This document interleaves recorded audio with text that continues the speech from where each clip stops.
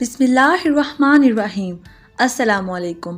آپ دیکھ رہے ہیں وائٹ پاکستان۔ تیزی سے بدلتے موسمی حالات انسانی سرگرمیوں کے نتیجے میں اس وقت پوری دنیا ماحولیاتی تبدیلیوں کی زد میں ہے۔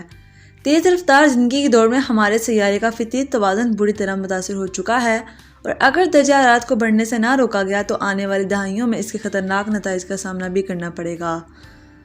یاد رہے کہ جس تیزی کے ساتھ گلوبل وارمنگ بڑھ رہی ہے، ماہرین کا خیال ہے کہ مستقبل قریب میں ہماری زمین کا درجہ حرارت 1 سے 2 سینٹی گریڈ تک مزید بڑھ جائے گا، جس کے نہایت مہلک اثرات سامنے آئیں گے۔ ایک ریسرچ کے مطابق اس وقت زمین کا درجہ حرارت بڑھنے کی وجہ سے 1 ارب سے زائد انسانوں کو شدید موسمی حدت کا سامنا کرنا پڑ رہا ہے۔ سائنسدانوں کا خیال ہے کہ اگر درجہ حرارت اسی رفتار سے بڑھتا رہا تو آنے والے 5 سے 10 سالوں میں عالمی حدت اتنی بڑھ جائے گی کہ زمین نامی سیارے پر انسانوں کے لیے اپنے روزمرہ کے کام سر انجام دینے کے لیے بہت زیادہ مشکلات پیدا ہوں گی۔ اگر خدا نخواستہ ایسا ہوتا ہے تو درجہ حرارت میں اس معمولی اضافے سے خطہ ارض پر موجود منجمد گلیشیئرز بڑی تیزی کے ساتھ پگھلنا شروع ہو جائیں گے۔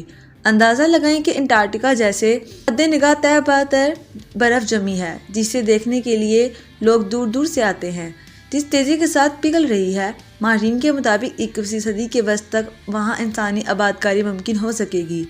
بہرحال ان گلیشیئرز کے پگھلنے کی وجہ سے بہت بڑے پیمانے پر سیلاب آئیں گے۔ ان سیلابوں کی وجہ سے سطح سمندر بلند ہو جائے گی۔ طاقتور ترین سونامی تباہی مچائیں گے۔ یوں انسانوں اور جانوروں کی ایک بڑی تعداد کو ان علاقوں سے ہجرت کرنا پڑے گی، جس کی وجہ سے مزید مسائل جنم لیں گے۔ چونکہ درجہ حرارت میں اضافے کی وجہ سے موسمیاتی تبدیلیاں رونما ہوتی ہیں، لہٰذا زندہ رہنے کے لیے سازگار آب و ہوا یکسر بدل جائے گی، جس کی وجہ سے دنیا بھر میں شدید موسمی واقعات جنم لیں گے۔ دنیا تیز رفتار آندھیوں اور طوفانوں کی زد میں ہوگی۔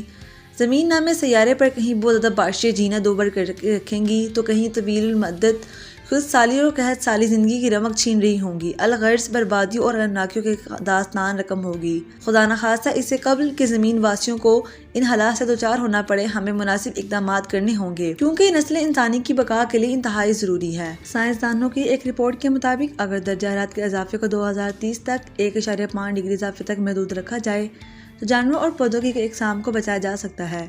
کیا یہ سچ نہیں ہے کہ اس وقت ماحول میں پیدا ہونے والے خلل کا ذمہ دار حضرت انسان خود ہے؟ اب یہاں پر سب سے اہم سوال یہ پیدا ہوتا ہے کہ درجہ حرارت میں اس قدر اضافے کی وجوہات کیا ہیں؟ تو یہاں ہم چند ایک کا ذکر کرنا چاہیں گے، کیونکہ فوسل فیولز کے جلنے سے فضا میں کاربن ڈائی آکسائڈ کے ساتھ ساتھ sulphur dioxide, chlorofluorocarbons, carbon monoxide, تابکار مادوں، گاڑیوں کے دھوئیں سے خارج ہونے والے نائٹروجن کے ساتھ آکسائڈز، ہائیڈرو کاربنز، میٹالک کمپاؤنڈز اور زہریلی گیس شامل ہو جاتی ہے، جن کی وجہ سے گلوبل وارمنگ بہت تیزی کے ساتھ بڑھ رہی ہے، اور یوں ہمارے ماحول کا درجہ حرارت بھی بڑھتا جا رہا ہے۔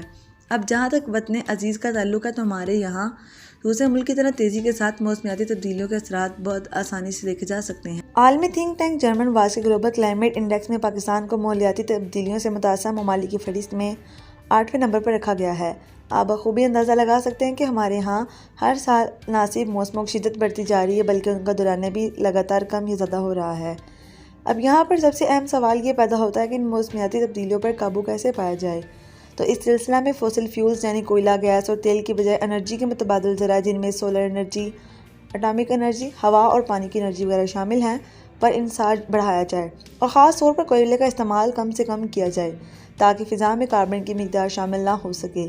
اس کے علاوہ کاربن ڈائی آکسائڈ کی مقدار کم کرنے کے لیے بہت سے آسان اور مؤثر حل یہ ہے کہ ہمیں زیادہ سے زیادہ درخت لگانے چاہیے۔ رہائشی کالونیوں، کاروباری مراکز اور آبادکاری کے لیے ہم نے جن ہاتھوں سے درخت ختم کی ہیں، انہی ہاتھوں سے انہیں نئے سرے سے آباد کرنا ہوگا۔ المختصر، اگر ہم نے اپنے اس مسئلے کو سیریس نہیں لیا تو آنے والے چند برسوں میں اس کا خمیازہ خطرناک موسمیاتی تبدیلیوں کی شکل میں بھگتنا پڑے گا۔ اس سلسلہ میں لاکھوں نہیں بلکہ کروڑوں کی تعداد میں درخت اگائے جائیں اور ایسا ہنگامی بنیادوں پر کیا جائے تاکہ درخت کاربن ڈائی آکسائڈ کو جذب کر کے ماحولیاتی حدت کو کم کرنے میں معاون اور مددگار ثابت ہوں۔ سردست، جہاں تک موجودہ صورتحال کا تعلق ہے تو یہ کسی فرد واحد کا نہیں بلکہ اجتماعی مسئلہ ہے۔ آئیے عہد کریں کہ اس ضمن میں ہم اپنے حصے کا کردار پوری مستقل مزاجی سے نبھائیں گے تاکہ ہماری آئندہ کی نسلوں کو جینے کے لیے ایک سازگار ماحول میسر آ سکے۔